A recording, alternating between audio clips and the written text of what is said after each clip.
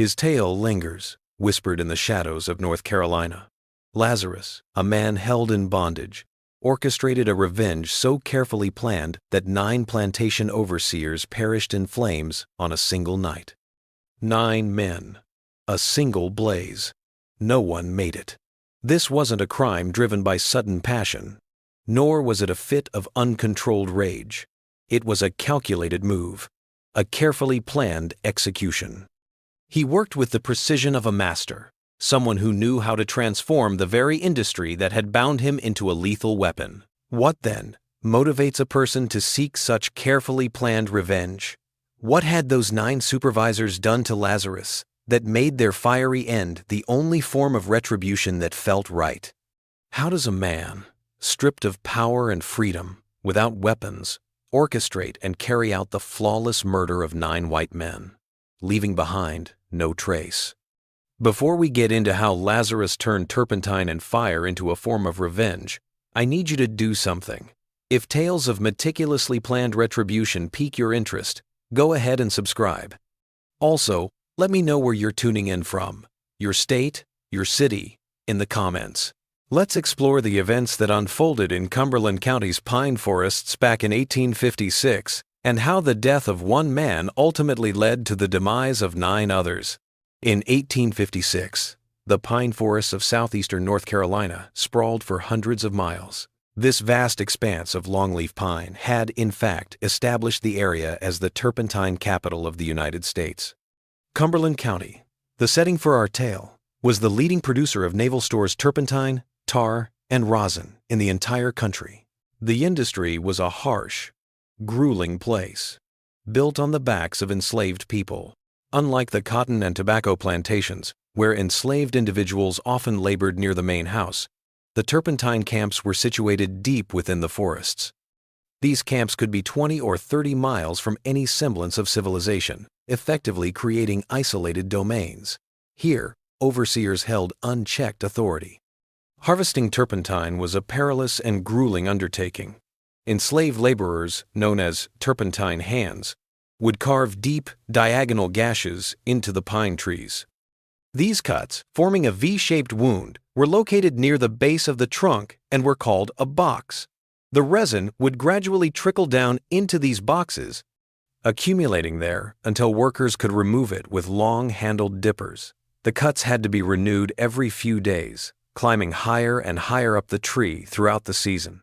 One person could be tasked with caring for thousands of trees, trudging through snake-riddled undergrowth for miles daily. They'd inhale the heavy, cloying scent of pine resin, which clung to their lungs and skin. The true wealth generated by turpentine didn't flow to the laborers or even the plantation owners, who certainly saw a return. In Cumberland County, a clandestine network had taken root, a shadow economy thriving just outside the bounds of legitimate commerce. And so, the tale truly starts. Lazarus was owned by a man named Cyrus Hartwell, who ran a moderately sized plantation along the Cape Fear River. Hartwell, along with countless others in the area, had found that renting out enslaved individuals to the turpentine industry brought in more money than farming ever could. He could lease a man like Lazarus for $8 to $10 a month, with the payment going straight to him. The turpentine business would then provide the worker with food and shelter. This system created a peculiar situation. Enslaved people, who rarely saw their legal owners, were instead controlled by white overseers and supervisors. These overseers operated with almost no supervision in the remote forest camps. Lazarus was 32 in 1856, though the precise number was a mystery even to him. He entered the world on the Hartwell plantation, the child of Ruth, who passed away when he was just 7 years old. His life had been shaped by the turpentine forests, from the time he was a boy, gathering resin, to becoming a full-fledged worker by the age of 12. By the time he hit his 30s, he'd earned the title of Premier Hand. This meant he could tackle the biggest trees, knew the woods like the back of his hand, and could tell just by looking at a cut if it would produce a good yield of resin or be a bust. He was a man of few words, a tall, wiry figure shaped by a lifetime of hard work. His hands, forever marked by the amber-hued resin, bore the evidence of a trade that resisted the cleansing power of soap and water. Later, those who recalled him would mention his eyes. They were dark, always watching, always assessing. He'd learned to read on his own, snatching glimpses of old newspapers whenever he could, deciphering the words by the flickering light of a fire in the workers' cabins. This particular talent, carefully concealed from those in charge, would ultimately become the linchpin of his scheme. Lazarus's turpentine job was overseen by Vernon Ketchum, though the true authority rested with 9 supervisors. Each of these men held sway over a specific segment of the sprawling forest enterprise. These men weren't the ones who owned the plantations. Instead, they were overseers, white men of modest means who had managed to escape poverty and gain some measure of control over the enslaved. Samuel Puite, Jedediah Stokes, Nathaniel Boggs, Elias Crenshaw, Hosea Talbert, Abner Liddell, Silas Farrow, Bogard Vincent, and Thomas Garroway. These names would eventually find their way into the official death records. Each overseer managed between 20 and 40 enslaved individuals, spread across various areas of the pine forest, and each had cultivated a distinct reputation for their harshness. Puite's whip was his signature, a coiled serpent at his waist. Stokes favored psychological manipulation, using threats of selling workers' children as leverage to ensure they met production targets. Boggs imposed penalties for supposed rule-breaking. The enslaved individuals, of course, never received any wages from which these fines could be taken. Instead, the penalties were meted out through extra work, diminished rations, or outright physical punishment. No one suspected a thing.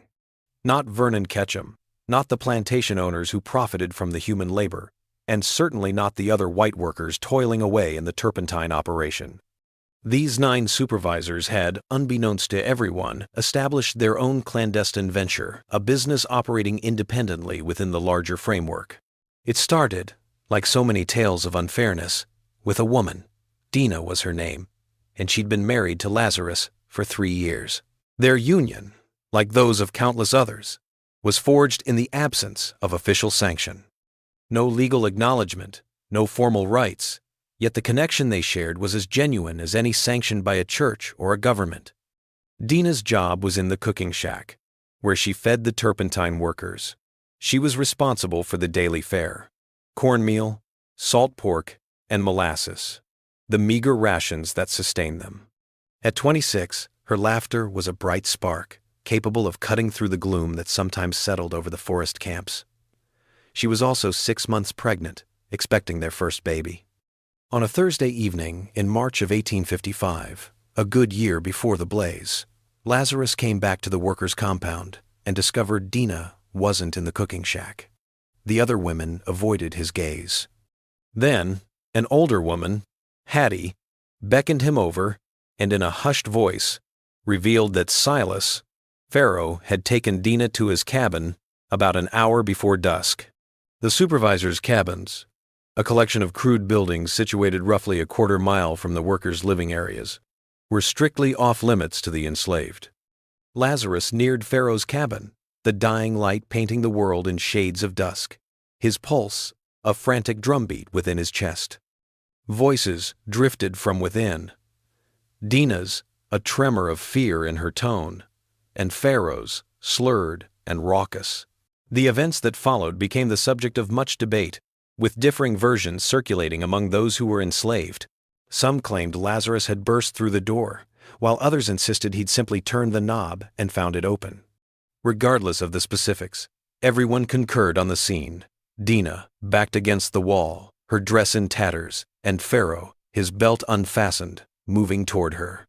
Lazarus crossed the room in 3 strides and struck Farrow across the face. The supervisor, clearly inebriated and unsteady, crashed into his desk. The wood gave way, splintering under the impact. Farrow's breath came in harsh gasps, the only sound in the stillness, save for the far-off chorus of crickets heralding the evening. Farrow rose, a smile breaking across his face, blood still trickling from his nostrils. "You just made the biggest mistake of your life, boy," he murmured. Lazarus grasped Dina's hand, leading her out of the cabin. They fled through the encroaching darkness of the woods, aware that running wouldn't fix anything, that there was no destination, yet propelled by a primal need to get away. They reached their cabin, but 6 white men were already there, Pharaoh included. His face a mask of fury, swollen and dark. This action was meant to serve as a lesson for the entire workforce. The 9 supervisors, every last one of them, herded the enslaved workers into a torch-lit clearing. Lazarus was bound to a whipping post, a structure built specifically for this purpose. Samuel Pouet, known for his skill with a whip, administered 40 lashes as the onlookers observed. That wasn't the end of it, though. Jedediah Stokes stepped forward, announcing the news, as Lazarus lay, barely aware, after the blow. "He's shown himself to be uppity," Stokes announced, his words cutting through the stillness. "Too risky to stay here. Mr. Hartwell will be informed that we're shipping him down south tomorrow, along with his lady." Dina's voice rose in a shriek. The phrase "sold south" referred to the sugar and cotton plantations in the Deep South. These places were known for their harsh conditions, where enslaved people often died from overwork, and life expectancy was measured in years, not decades. And given her condition, the trip by herself could easily prove fatal. Abner Liddell, the youngest of the supervisors, raised his hand, stopping the discussion. Now, he said, a cruel smile tugging at the corners of his mouth. "I've got a different plan. Vernon's been itching to push the operation west, toward the Lumber River. It's rough terrain, and not many folks are keen to head that way. How about we keep the woman here? Let her work off his debt. She can cook, right? We could use a cook. But this one," he gestured toward Lazarus, "he goes west, solo. That way, he knows his woman and child are here, relying on him to behave. If he slips up, even once, she pays the price." The 9 supervisors exchanged a few quick words, then nodded in agreement.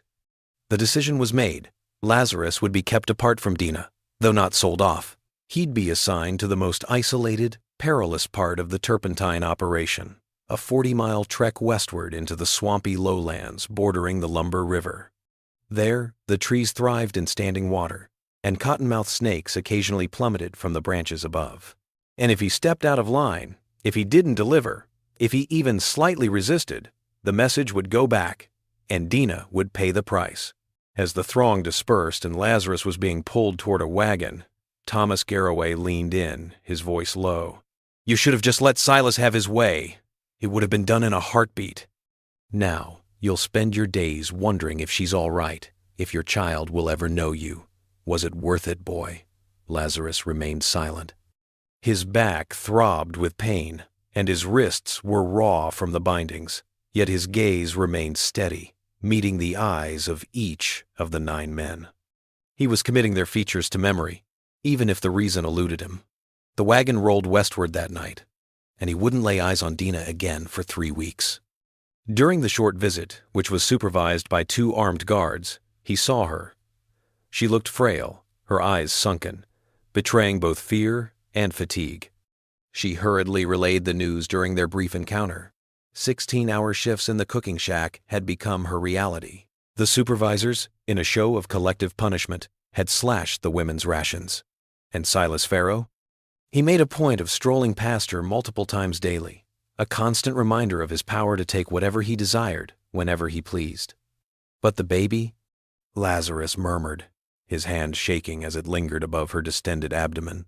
"Still strong," she whispered, her voice barely audible. "Still kicking. It knows its daddy is fighting for us." Those were his final words to her, spoken while he was still alive.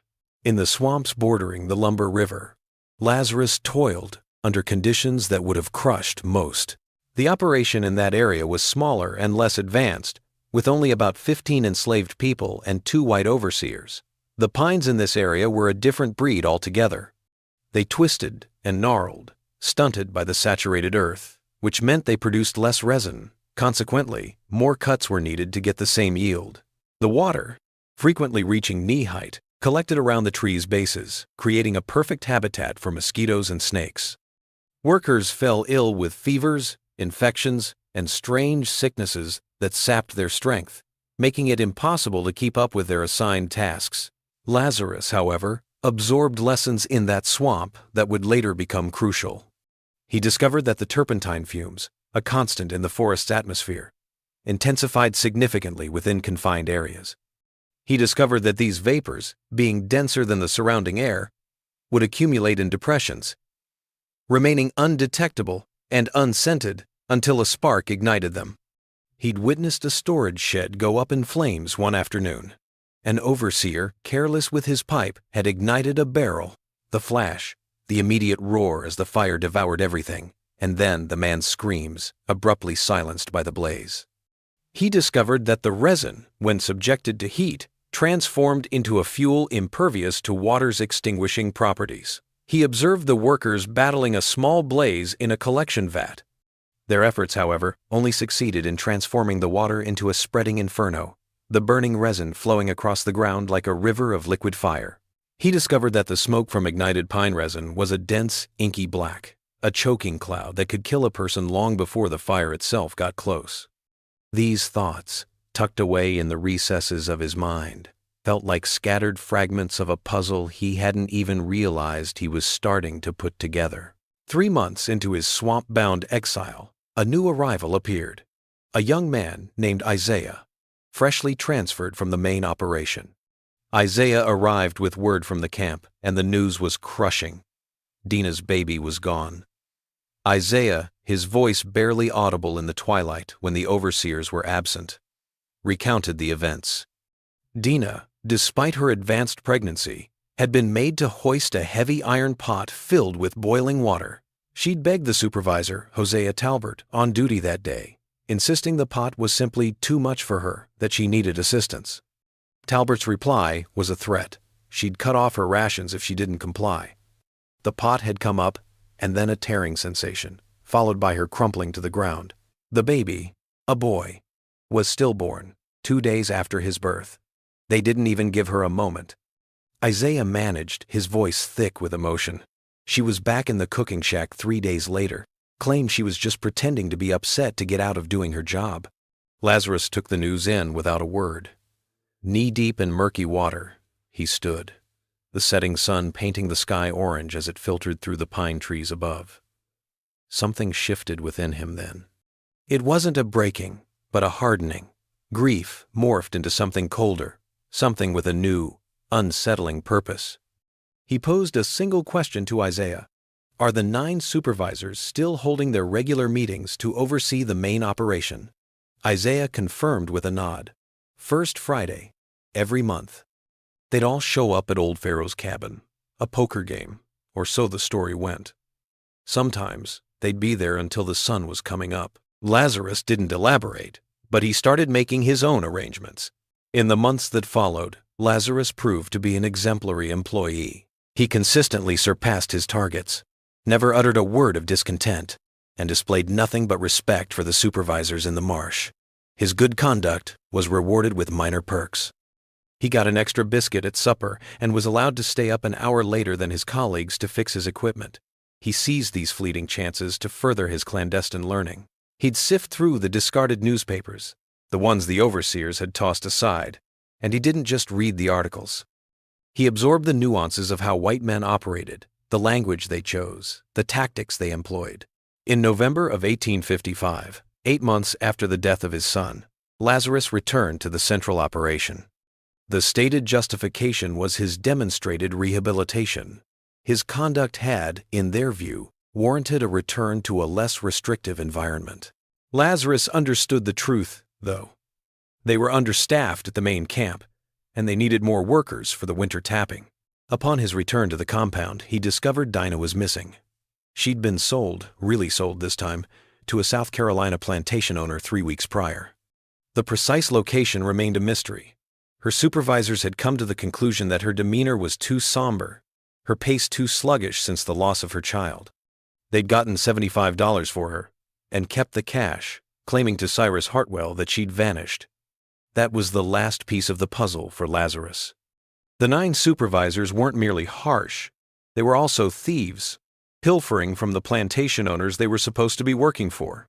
If they had the audacity to sell a human being and keep the money, what other dubious activities were they involved in? Lazarus resumed his vigil. His attention sharpened. Lazarus slowly realized that the turpentine operation was, at its core, a carefully orchestrated scheme of theft. The 9 supervisors had honed their plan over years, and it was, in its own way, a stroke of genius. They were responsible for measuring and recording the amount of turpentine, tar, and rosin produced by their respective sections of the forest. The measurements were meant to be reported precisely to Vernon Ketchum, who then relayed them to the plantation owners. The supervisors, however, had devised a scheme of deceptive bookkeeping, siphoning off profits at every stage. Lazarus's understanding came from careful observation and taking significant risks. He became adept at deciphering the supervisors' ledgers, seizing opportunities when a book was momentarily forgotten. He'd memorize the figures, then cross-reference them with the actual output he observed. The investigator found that the supervisors had underreported production by about 15%. Although this difference wasn't immediately suspicious, it allowed for a significant accumulation of unreported naval stores over time. The unaccounted barrels of turpentine, tar, and rosin were secreted away in the woods, tucked into deserted shacks, or buried in containers designed to keep the contents dry. Every few months, a wagon would pull up under the cover of darkness. The hidden supplies would then be loaded and whisked away, destined for Wilmington or Fayetteville. The buyers there, it seemed, were never curious about where the goods had come from. The funds were divided among the 9 supervisors, with each getting an equal portion. This translated to hundreds of dollars annually, a considerable sum for men in their positions. However, Lazarus stumbled upon something even more significant than the stolen items. He located their record-keeping. Silas Farrow, the very man who had attacked Dina, was the group's bookkeeper. Beneath a creaking floorboard in his cabin, a ledger lay concealed. It meticulously recorded each transaction, every pilfered item, and the distribution of funds among the 9 involved. The ledger went back 7 years, a complete record of their criminal enterprise. Lazarus saw this ledger only once, during a brief moment when Farrow had left his cabin unlocked while drunk. Lazarus had slipped in, found the hiding spot, memorized as much as he could, and left without disturbing anything. That ledger, Lazarus realized, was both the supervisor's insurance policy and their greatest vulnerability. They kept it as protection against each other, proof of shared guilt that prevented any one of them from betraying the others. But it was also evidence that could destroy them all if it fell into the right hands or the wrong ones. Lazarus understood that simply revealing the theft wouldn't bring him justice. The word of an enslaved man against 9 white supervisors would mean nothing in any court, legal or otherwise. Even if plantation owners believed him, the supervisors would likely face fines or dismissal at worst, and Lazarus would be sold or killed for his trouble. Revenge, if it was to come, needed to be absolute and untraceable. He began to formulate his plan. In January of 1856, the monthly meetings of the 9 supervisors followed a predictable pattern. The group convened at Silas Farrow's cabin on the initial Friday of every month, ostensibly for a game of cards and a few drinks. Farrow's cabin was the largest and most isolated, situated nearly a mile from the nearest worker quarters, surrounded by dense pine forest on all sides. The meetings typically lasted from sundown until well past midnight, sometimes until dawn. During these gatherings, they would divide their illicit profits, plan the next month's thefts, and celebrate their success with corn whiskey that Hosea Talbert brought from his brother's still. Lazarus learned these details through careful observation and by cultivating sources among the other enslaved workers. An older man named Silas, different from Supervisor Farrow, worked as a kind of servant to the supervisors, bringing them firewood, cleaning their cabins, tasks that gave him access to their spaces and their conversations. Silas trusted Lazarus, had known him since he was a boy, and shared what he observed without fully understanding why Lazarus was so interested. They get awful drunk at those meetings. Silas mentioned one evening, last month, 3 of them passed out right there in Farrow's cabin, didn't stumble home till near sunrise. And they always lock the door from the inside, don't want nobody disturbing their card game, they say. Got all the windows shuttered up tight, too, to keep the light from showing through the forest. Locked from the inside, windows shuttered. 9 men, drunk and isolated in a cabin, surrounded by pine forest, with turpentine operations all around them. The pieces were coming together. Lazarus understood the importance of timing. February's first Friday arrived too quickly. He wasn't ready. March was possible, but the rains came heavy in March, which might interfere with his plan. April was too late. By April, something might change. Someone might be transferred. The pattern might be broken. February would have to work. He'd need a little less than a month to get ready. His scheme hinged on three crucial components: a supply of potent turpentine, a means of getting it there, and an ironclad alibi to establish his whereabouts at the time of the blaze, safely away from Pharaoh's cabin. Lazarus had a leg up when it came to the turpentine. His expertise made him the go-to person for the operation's more intricate procedures. This included the distillation, a process that transformed raw gum turpentine into the more refined spirits of turpentine and rosin. The volatile turpentine, which was highly flammable, was usually stored in sealed barrels under strict supervision. However, Lazarus sometimes had to transfer small amounts into containers for various uses in the operation. For 3 weeks, he started sending out a bit less than he should have, stashing the surplus in tiny jars. He buried these at different spots in the woods. A couple of ounces in one place, a few more somewhere else. It wasn't enough to raise any eyebrows, but it was slowly adding up to the gallon he figured he'd eventually need. The method of delivery was more complex. He couldn't just douse the cabin in turpentine and set it ablaze. That would be an obvious case of arson. The blaze had to look like an accident, the sort of misfortune that sometimes happened in turpentine operations, where everything was always a potential fire hazard. The blaze had to ignite inside the cabin, a sudden eruption that would catch the 9 men off guard, spreading quicker than their minds could process. Lazarus's hidden ability to read and write was crucial in this situation. He'd come across a story, tucked away in a forgotten newspaper, about a method employed by Confederate saboteurs when the rift between North and South first began to widen. They'd used delayed ignition devices, crafted from a mix of chemicals. The piece was somewhat lacking in specifics, seemingly designed to unsettle rather than inform. It did, however, touch on a potentially dangerous combination of phosphorus and sulfur, a mixture that could be activated by contact with air. Lazarus lacked phosphorus, yet he understood that matches, a recent invention in 1856, utilized white phosphorus in their striking surfaces. He also knew that specific chemical reactions could produce heat gradually. What if he could create a delayed ignition by carefully controlling how air reached flammable materials? He conducted his experiments clandestinely, working with minuscule amounts of substances. His tests were concealed in the forest's farthest reaches, places where no one else dared to go. He found that rags soaked in turpentine, when sealed in a container with a slow air leak, could eventually get hot enough to ignite on their own. This was particularly true if he added some chemical accelerants he could find in his work materials: linseed oil from the barrel treatments, sulfur from matches, and even some tree saps that had volatile compounds. The exact moment was always a gamble, but he discovered he could manipulate the setup to trigger ignition anywhere between 3 and 8 hours after everything was in place. It wasn't ideal, but it could work, provided he got the materials in the right place and kept the supervisors occupied in the cabin for a while. To establish his alibi, Lazarus had to be seen and verified as being elsewhere, well away from Pharaoh's quarters when the blaze broke out. He took on a job he'd usually shy away from: the night watch at a collection point. This meant staying up all night, keeping an eye on barrels of processed turpentine, fending off both thieves and the occasional curious animal. The collection point he'd signed up for was a good 3 miles east of Pharaoh's cabin. The overseer, a man with a reputation, made a habit of checking on the night watchman, often enough to make sure he was awake and alert. That would be the ideal cover story. However, a significant challenge remained: how to secretly get the dangerous materials into Pharaoh's quarters and then place them in the most effective spot.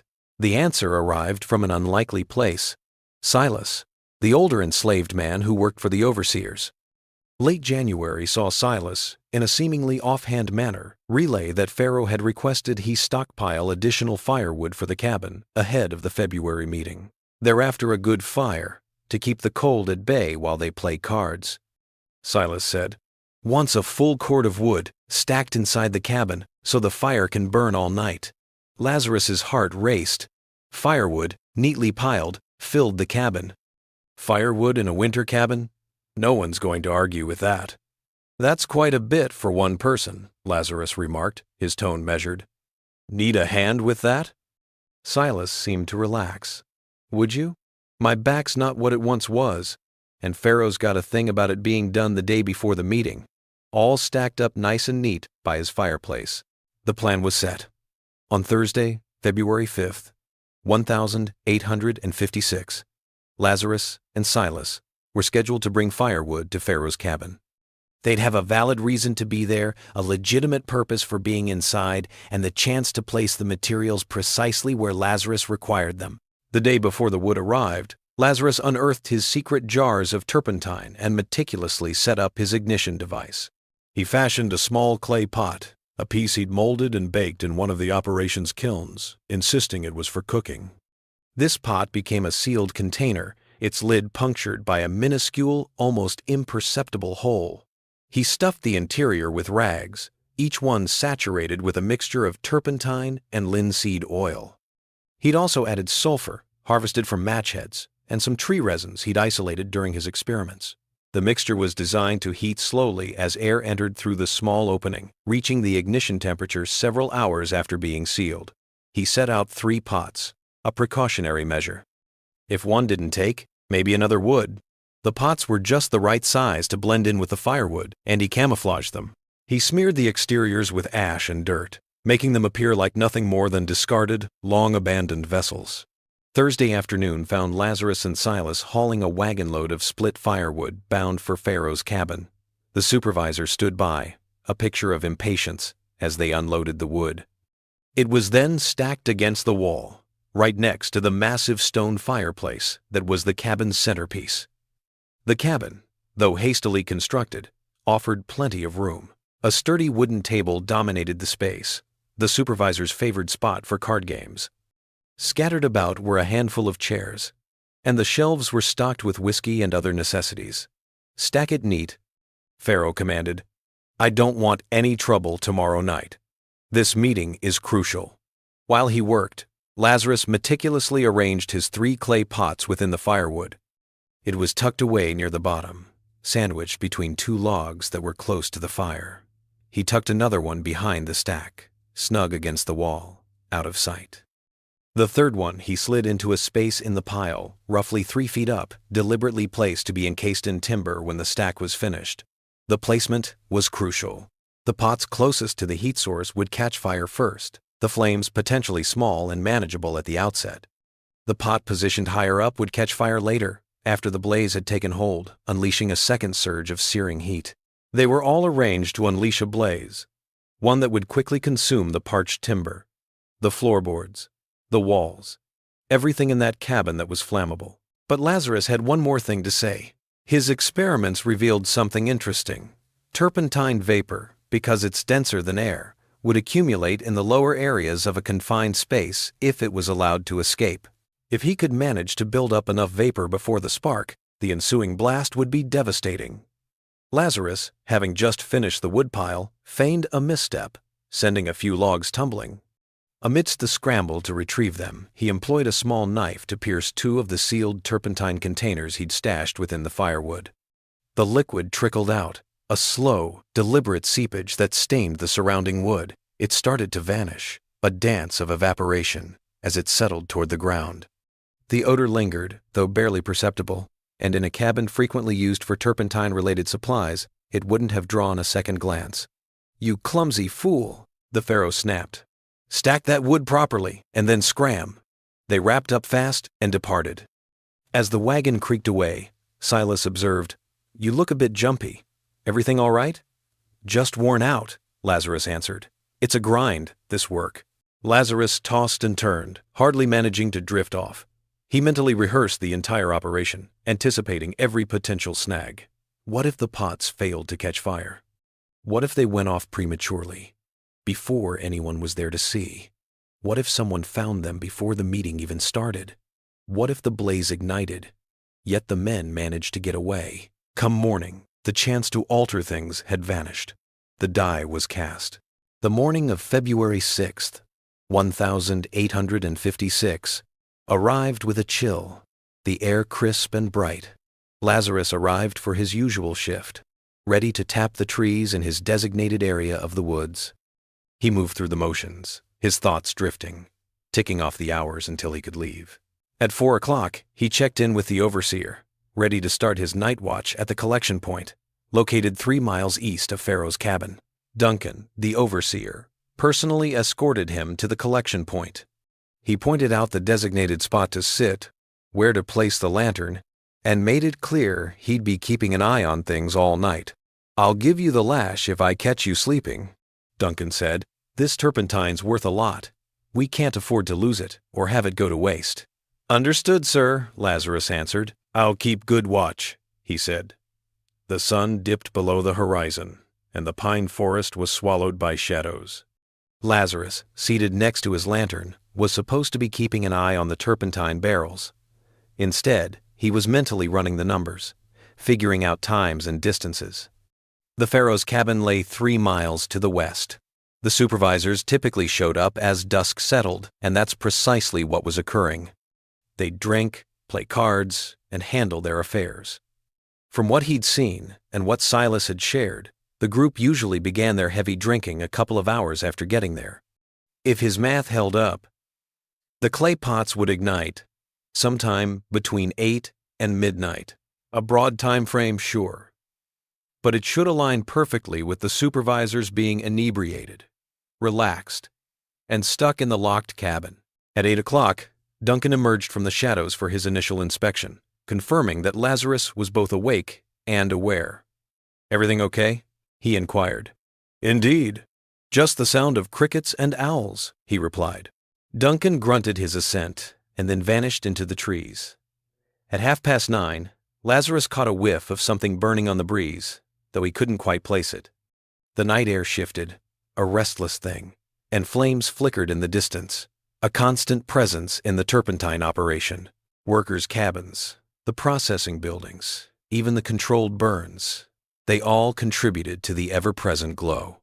He stayed put, appearing composed, though a storm of tension brewed within him. At 10:15, Duncan came back for his second check. He appeared unsettled this time. "Do you smell smoke?" he inquired. "Perhaps a touch," Lazarus answered, his tone measured. "Thought it was just someone's campfire," someone muttered. "It's coming from the west," Duncan said, his nose twitching as he took a breath. "That's a hell of a lot of smoke for a cook fire," he said, then hesitated. "You stay put. Don't budge an inch. I'm gonna see what's going on." Duncan vanished into the shadows, heading west, toward the smoke's origin. Lazarus stayed put, his heart racing. He willed himself to remain composed, to betray nothing of the turmoil he imagined was erupting 3 miles distant. 20 minutes passed, and then he spotted it. The orange glow, a stark contrast against the darkening trees to the west. It wasn't the gentle flicker of a campfire or the steady light of a lantern.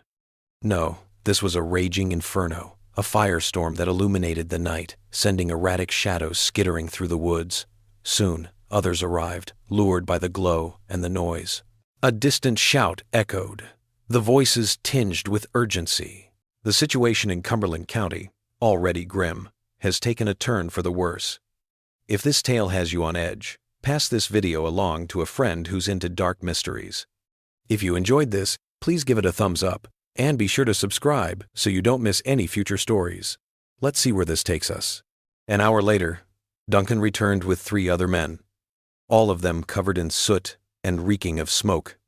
Their expressions were a mask of disbelief, a stunned silence.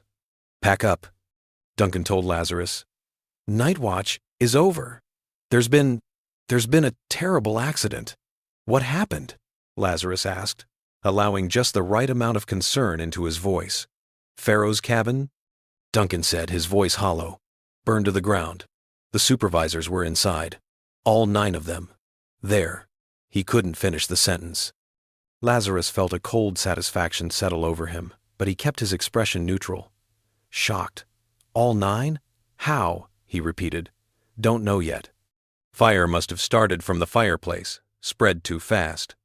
Door was locked from inside. Windows shuddered. By the time anyone saw the flames, it was too late. Too late for any of them. As they walked back toward the main compound, Lazarus could see the glow still burning in the distance.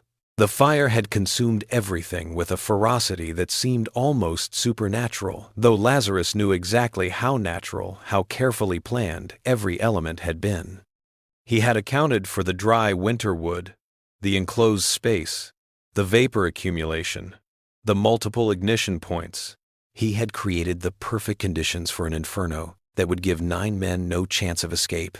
As news of the tragedy spread through the workers' quarters, Lazarus listened to the shocked whispers, the speculation, the horror. No one suspected him. Why would they? He had been 3 miles away, under direct supervision, with witnesses who could confirm his presence throughout the evening. He was simply another enslaved worker, shocked by the terrible accident that had claimed the lives of 9 white men. But as he lay on his bunk that night, listening to the distant shouts of men still fighting the fire's remnants, Lazarus felt no triumph. The fire had taken 9 lives, had avenged Dina and their son, had punished the men who had made theft and cruelty into a system, but it hadn't brought his wife back. It hadn't restored what had been stolen from him. It had simply balanced a ledger written in blood and ash.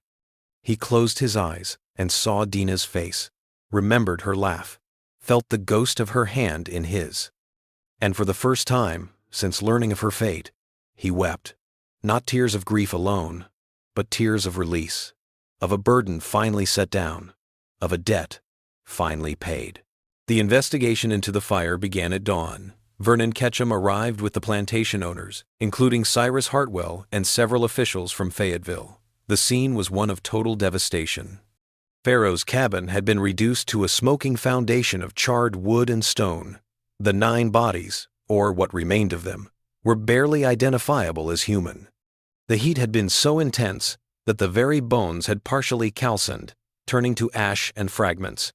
The initial conclusion was swift and certain: a tragic accident. The fire had clearly started near or in the fireplace, possibly from a spark igniting the stack of firewood that Silas and Lazarus had delivered the day before. The door had been locked from the inside. The windows shuttered against the cold, creating a death trap once the flames began. The men had been drinking. Empty whiskey bottles were found among the ruins, which explained why they hadn't reacted quickly enough to save themselves. Terrible thing, Hartwell murmured, gazing at the devastation. 9 good men, all gone. This is going to delay things for ages. Vernon Ketchum, however, wasn't completely convinced by the straightforward answer. He was a man who prided himself on precision, a quality that had been the foundation of his business. And yet, something about the unfolding situation unsettled him. The blaze raged, consuming everything in its path with a ferocity that seemed impossible, even considering the dry timber and the building itself. The fire's intensity suggested the use of accelerants. In a turpentine operation, accelerants were a given. But why would a supervisor's cabin be stocked with concentrated turpentine? He circled the remnants, taking in the burn's design. The most searing heat appeared to have concentrated itself in 3 distinct areas. Sure, the fireplace was one, but the western wall and the room's center also felt the brunt of it. 3 distinct points of maximum combustion. It was odd, considering the fire was said to have originated from just one place. "Silas!" Ketchum shouted, addressing the elderly man who'd assisted with the firewood delivery. "You brought the wood yesterday?" "Yes, sir. Lazarus and I did. We stacked it all just how Mr. Pharaoh asked. Was there anything else in that wood? Any boxes? Any supplies?" Silas shook his head. "Just wood, sir. Split pine, nice and dry." Ketchum glanced at Lazarus, who was among the assembled workers, his expression suitably grave. "You helped with the wood, then?" "Yes, sir." "Did you see anything strange? Anything in the cabin that didn't belong?" Lazarus held Ketchum's gaze, his face a picture of sincerity. "Just the cabin as usual, sir. Mr. Pharaoh, he kept an eye on us, making certain we arranged the wood properly. We followed orders and departed." Ketchum regarded him, his gaze lingering. There was a certain something in the man's eyes, a well of understanding that didn't quite match his position. Yet his alibi was rock solid. Duncan had verified that Lazarus had been at the collection point under watch when the fire broke out. He couldn't have been implicated. "Fine," Ketchum conceded at last. "Get back to it, everyone. Quotas are the name of the game, regardless of the circumstances." But Ketchum's suspicions, though he didn't act on them immediately, led him to conduct a more thorough examination of the supervisor's affairs.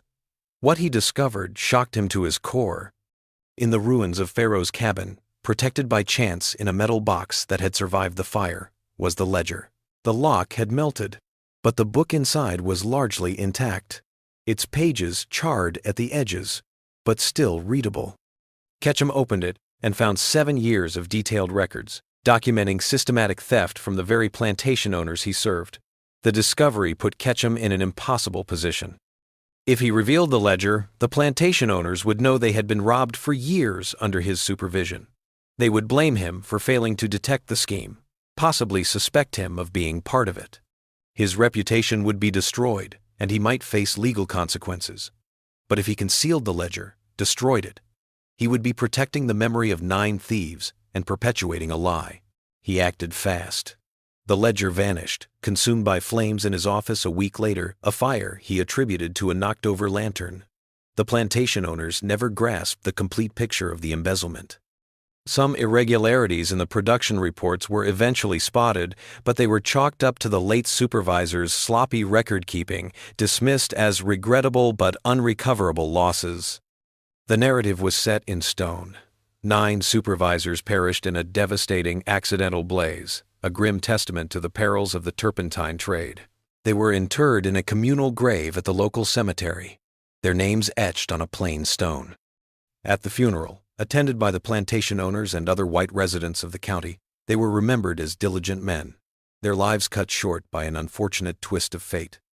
Not one enslaved person was present at the funeral, and if any of them harbored doubts about the fire's true cause, they kept their thoughts to themselves. In the aftermath of the fire, the turpentine operation saw a marked shift. Fresh supervisors arrived, men from distant counties, untouched by the previous management. These newcomers, it seemed, were under even closer scrutiny from the plantation owners, who were understandably jumpy after the incident. The isolated forest camps persisted, though now with more frequent inspections and a heightened sense of responsibility. For Lazarus, existence resumed its predictable pattern, though it was now irrevocably changed. He tended to his designated trees, met his daily targets, and kept a low profile. Yet those closest to him observed a shift. He spoke less, became more reserved. The flame Dinah had ignited within him, that fleeting sense of possibility and belonging, had been snuffed out, along with 9 lives, in the inferno. 3 months after the fire, in May of 1856, Lazarus got word he hadn't anticipated. Cyrus Hartwell, his legal master, had resolved to sell him.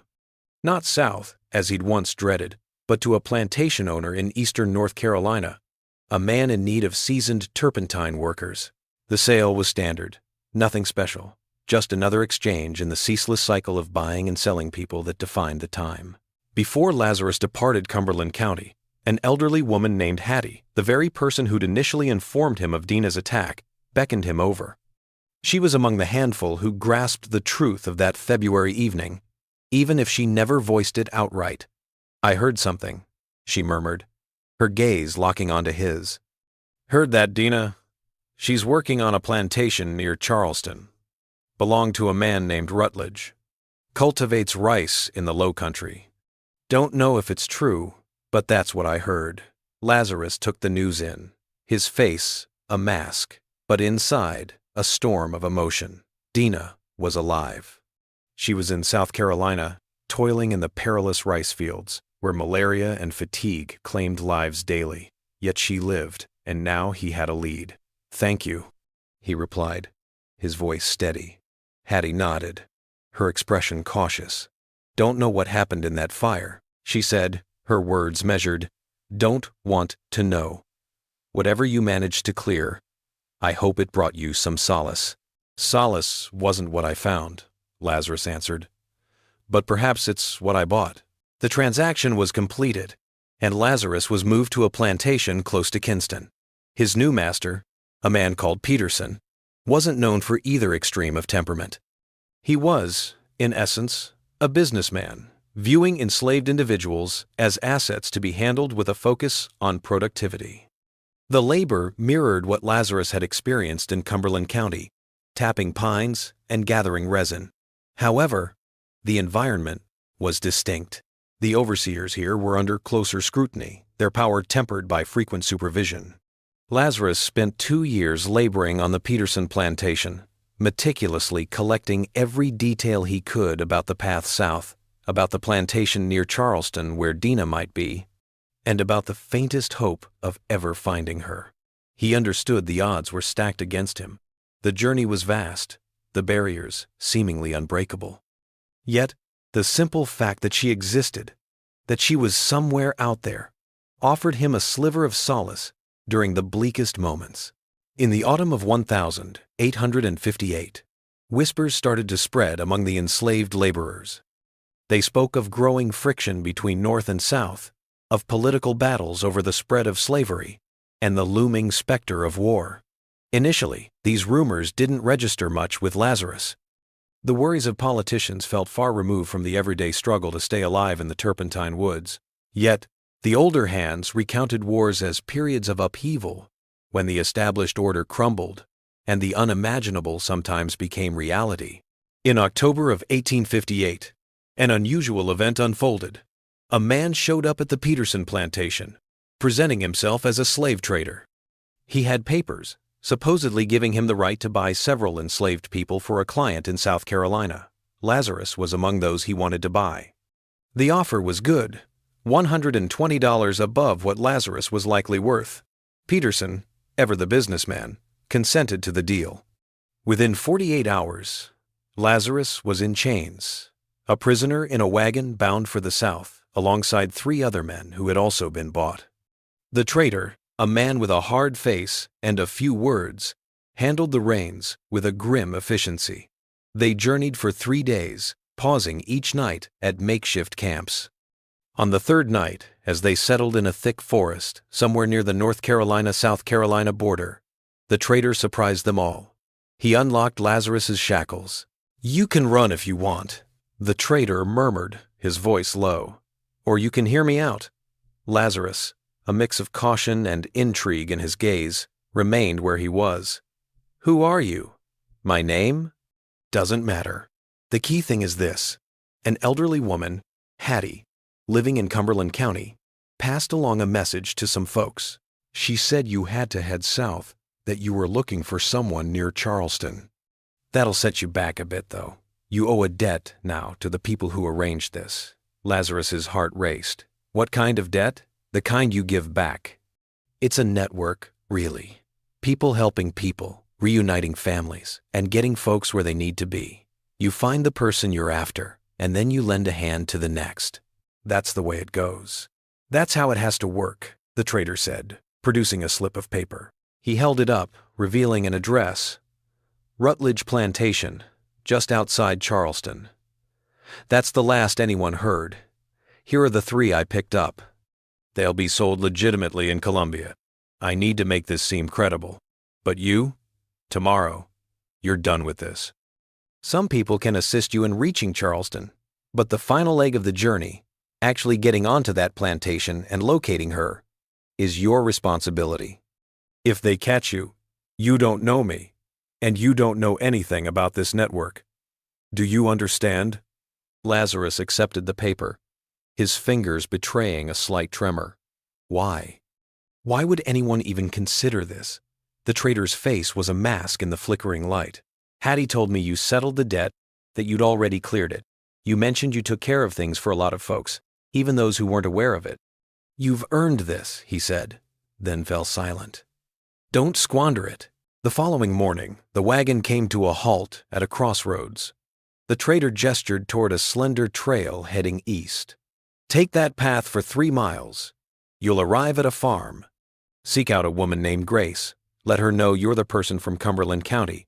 She'll know what to do." Lazarus stepped down from the wagon, unbound at last. He cast a final glance at the trader, their eyes locking in a wordless understanding, before he turned and began his walk down the path. toward an unknown tomorrow. The network that aided Lazarus was just one piece of a sprawling, informal system that had quietly thrived in the southern states for many years. It brought together free black individuals, white allies, and the enslaved, all united in a common goal: to reunite families shattered by the harsh realities of slavery. This system functioned on the principles of mutual support and discretion. Each person involved understood only their specific role, and each link in the chain safeguarded the others by remaining blissfully unaware of the entire operation. Grace, the woman who ran the farm, was a free black woman. 20 years prior, she'd bought her freedom, and now she used her legal produce business, supplying the kitchens of nearby plantations, as a front. This allowed her to assist those trying to escape the perilous realities of the enslaved South. She sheltered Lazarus for 3 days, making the necessary arrangements, before sending him on to the next stop, a white farmer who, for religious reasons, was against slavery. Lazarus's path then wound through a succession of way stations, each one a step nearer to Charleston. The trip consumed almost a month spent in hiding, barns, root cellars, moving only under the cover of darkness, constantly reinventing himself. He became a worker shuffled between plantations, a slave rented out for a short time, whatever the circumstances demanded. The network supplied him with forged papers when necessary, clothing that suited his various roles, and precise details about safe passages and places to avoid.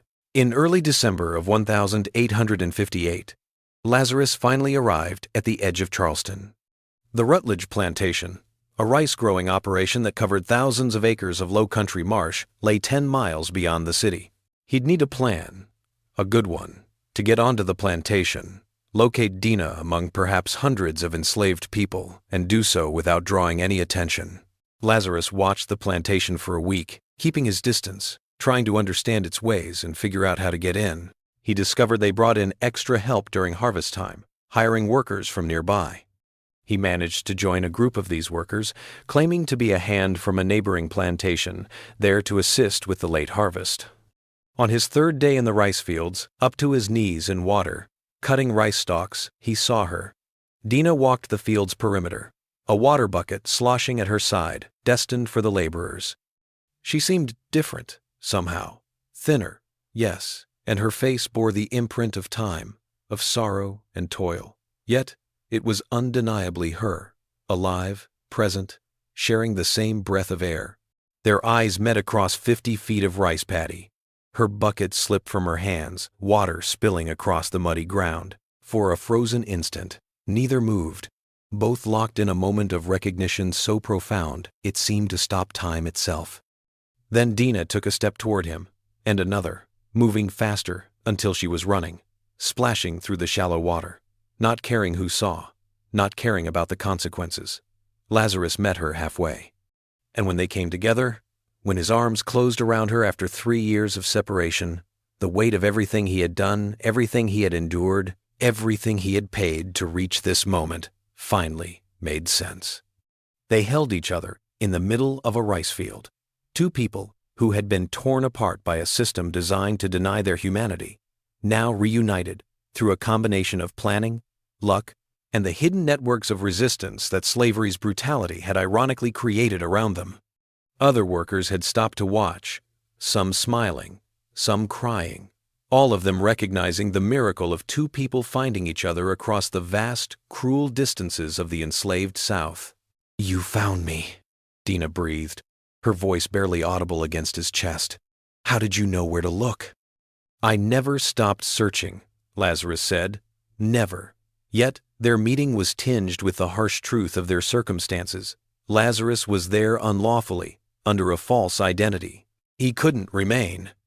They had, at most, a few days, perhaps just hours, before his presence would draw scrutiny, before someone would scrutinize his papers more closely, before the deception would unravel. That evening, they met in secret in the slave quarters, speaking in hushed tones about their options. Lazarus spoke of the network that had aided him, of the chance to escape, to reach the free lands up north. But Dina simply shook her head. "I can't," she said. "Running, that's for the young. the strong. I'm not that person anymore. And if we're discovered, if they find us, they'll execute us. You know that. Then I'll remain, Lazarus replied. I'll figure out how to be sold here, to labor here alongside you, and spend your entire life in rice paddies that will shorten your lifespan by decades. You've already paid a steep price, Lazarus. Don't pay more. They argued until the sun came up, each trying to sway the other towards survival, away from the idea of being together again. But when morning broke, they'd come to an agreement.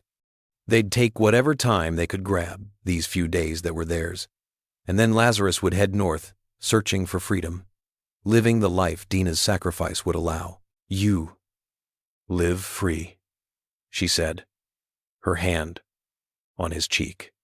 You live free, and that means I'm free too. Somewhere, somehow. Do you understand?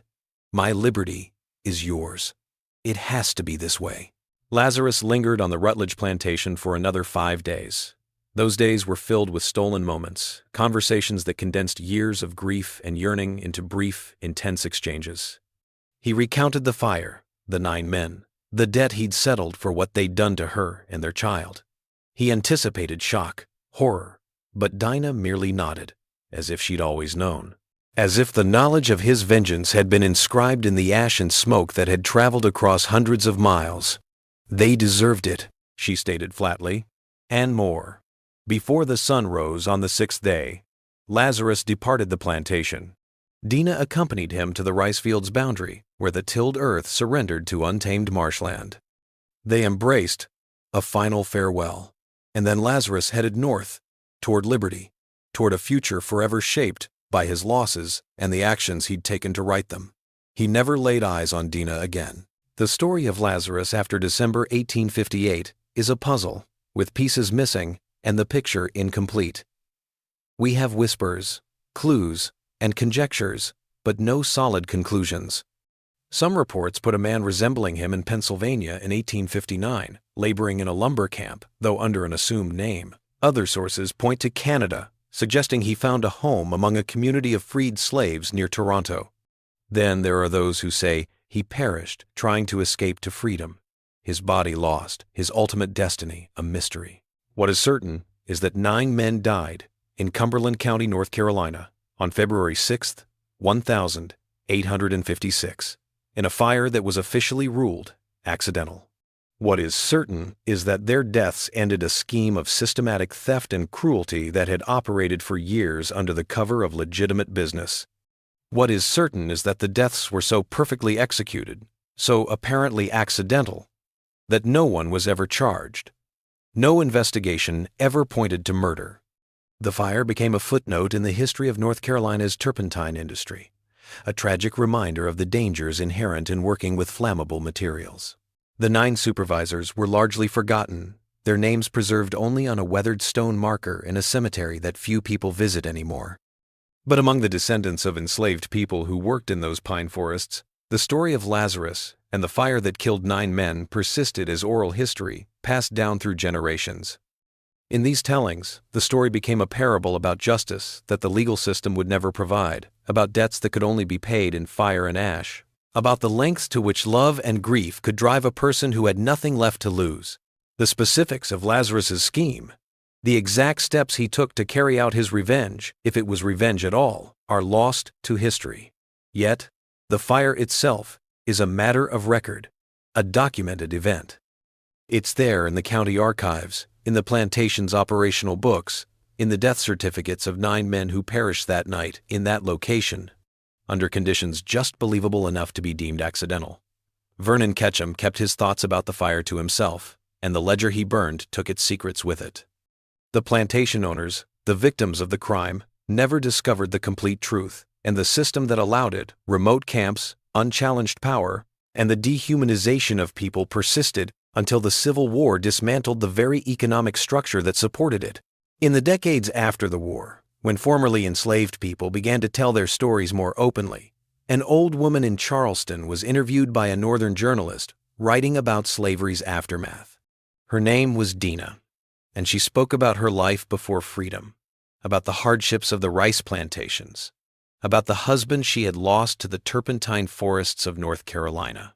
The journalist asked if she ever learned what became of her husband, this man named Lazarus. "I believe he found his freedom," she said carefully. "One way or another, I believe he found what he was looking for, and that's enough for me to know." When pressed about the specifics, about whether her husband had escaped north or met some other fate, she smiled slightly and changed the subject. Some stories, her expression seemed to say, were not meant to be told in full, not meant to be written down in newspapers or preserved in archives. Some stories were meant to live in whispers, in the spaces between official history, in the memories of people who understood that justice and law were not always the same thing. The pine forests of Cumberland County endure, even though the turpentine industry, which once shaped the area, has vanished. Strolling through those woods now, you can still spot the marks on the old trees. The box cuts, made more than 150 years ago, have healed but remain visible as dark streaks on the bark, weathered by time. If you know where to search, the remnants of Pharaoh's cabin are there, obscured by years of forest, a silent testament to the 9 who perished in a fire that altered the course of history, yet left it untouched. This enigma reveals that the most deeply buried truths often leave the slightest evidence. A ledger erased, a name passed down through time, a love that endured separation and grief, carving a route through the impossible. What did you make of that? Did you feel like everything was laid bare? Was Lazarus's quest for vengeance a path to liberation? Or did it ultimately take a toll he couldn't handle? I'd love to hear your thoughts. If you found this story compelling and crave more tales of horror, subscribe, ring the bell, and pass it along to a fellow enthusiast of the hidden corners of American history. The past is a master of concealment. Yet, if we pay close attention, we might just catch the faintest whispers of truth within the quiet. Until next time.